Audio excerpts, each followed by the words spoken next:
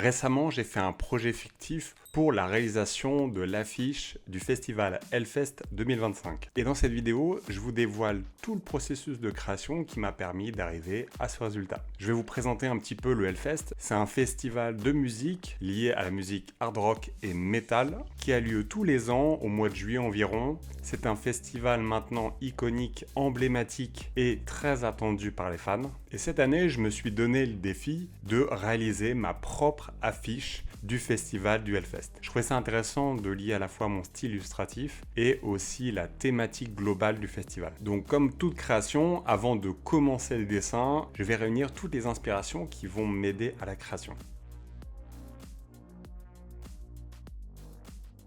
L'idée principale de l'affiche est de mettre en avant un personnage squelettique, effrayant, forcément, pour rester dans la thématique. Et puis ce sera un personnage qui sera central, mais aussi qui va imposer sur l'illustration. Autour de lui, j'avais pensé à un décor en ruine, aride, et avec un chemin menant vers une sorte de temple ou une pyramide. Au niveau de la composition, aux différents coins de l'affiche, je voulais agrémenter d'éléments, et je me suis dit pourquoi pas mettre des sortes de médaillons. Et dans ces médaillons, on verrait comme des ossements ou des personnages liés à cet univers.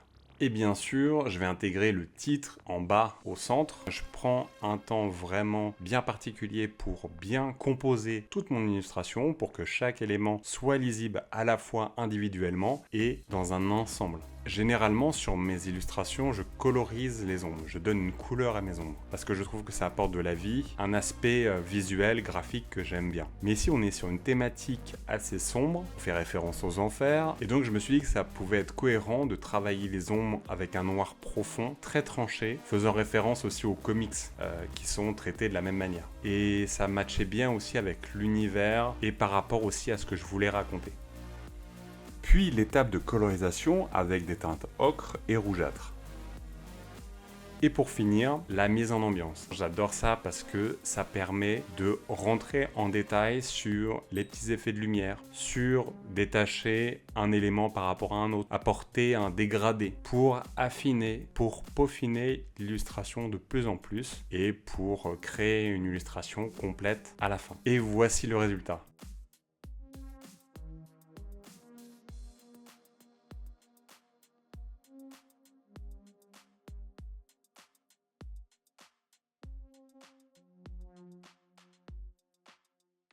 Personnellement, j'en suis très fier. J'ai mis entre 30 et 40 heures à la faire. J'ai bien aimé parce que ça m'a sorti de ma zone de confort, parce que c'est une thématique que j'ai pas encore exploitée. Et je trouve que ça matche bien avec mon style. N'hésitez pas à me dire en commentaire ce que vous pensez de l'illustration. J'aimerais beaucoup avoir votre avis. Et je vous dis à bientôt pour une nouvelle vidéo.